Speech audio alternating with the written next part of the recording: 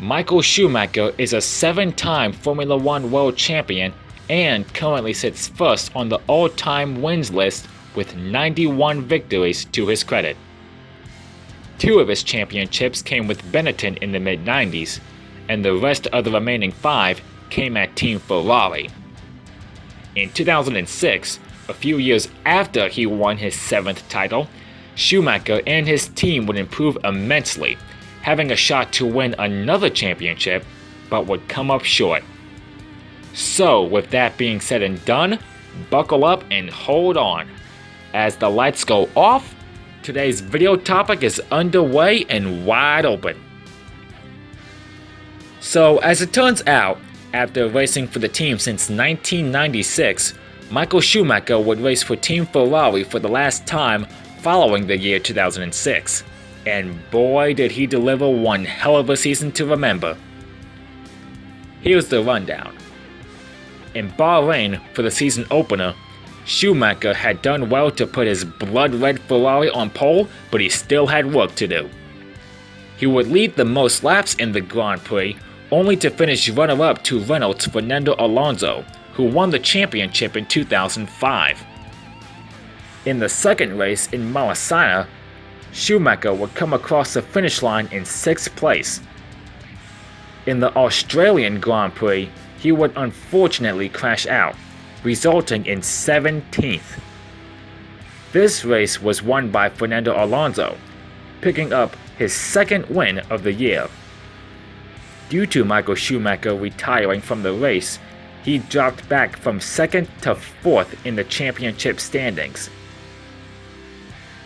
In San Marino, he immediately rallied back to his winning self, securing the win, having to hold off his championship rival Fernando Alonso in doing so. On this particular day, he led the most laps of 55, pretty much destroying the competition. This would put Schumacher in 2nd place in the standings.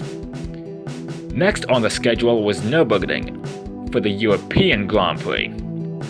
Both Michael Schumacher and Fernando Alonso set the competition on fire, but it was Schumacher who won the race. We cut to Michael Schumacher. We don't know. I think Raikkonen was too far behind. Schumacher then looking for 2 victories in a row. He makes it here at the Nürburgring. His 6th victory in the European Grand Prix. The 2 championship rivals would finish 1-2 in the next race, which was at Catalonia for the Grand Prix of Spain. The next race would take place on the streets of Monte Carlo. After a controversial qualifying session and starting the crown jewel event from the back of the bus, Schumacher, with his pure and raw talent, drove his Ferrari to a 5th place finish. He had speed at Silverstone, but would settle in 2nd to Alonso. In Canada, he would qualify 5th, finishing the race in 2nd. And you can probably guess who won that race. And Monaco for that matter. Schumacher would score another race win at the Brickyard, winning the United States Grand Prix. He also went on to win the Grand Prix of France. After the race concluded, Schumacher was closing in on Fernando Alonso in the standings, trailing behind him by 17 points. Schumacher really turned up the heat at Hockenheim, qualifying in 2nd, leading the most laps of 58 on race day, and ends up winning.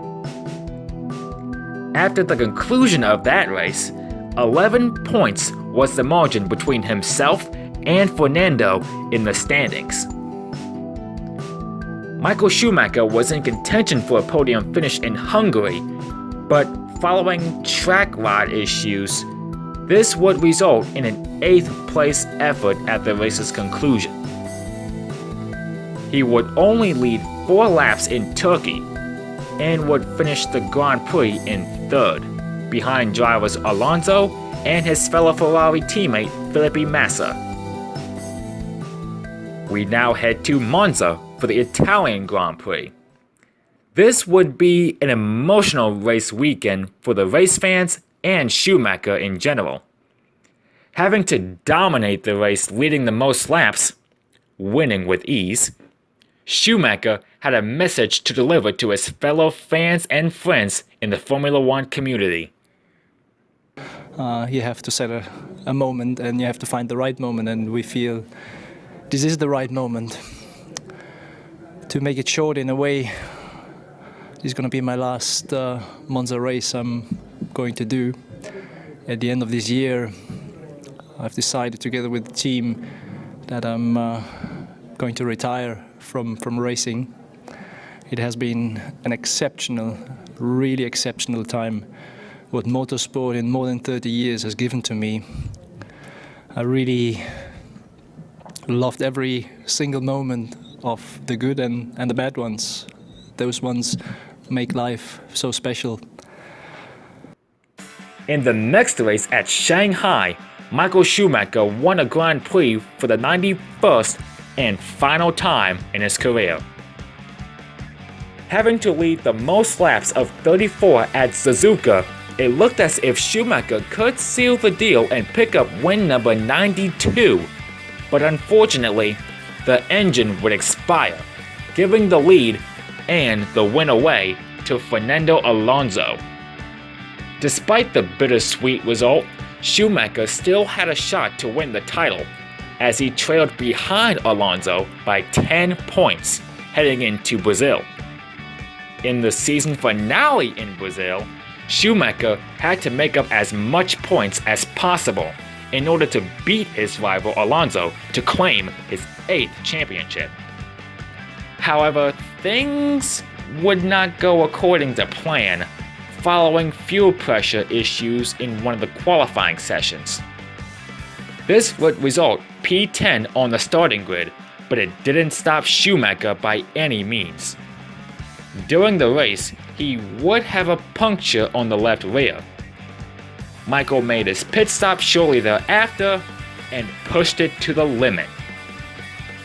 He would set the fastest lap time while working his way back to the front and would make an incredible comeback to finish in 4th place.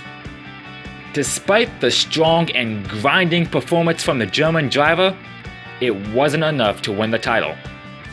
Fernando Alonso, who finished in 2nd, won the Formula One World Championship for the 2nd straight year by 13 points. Even though Michael Schumacher failed to win the title, his incredible and impressive recovery was a well-fitting end. An end of an era.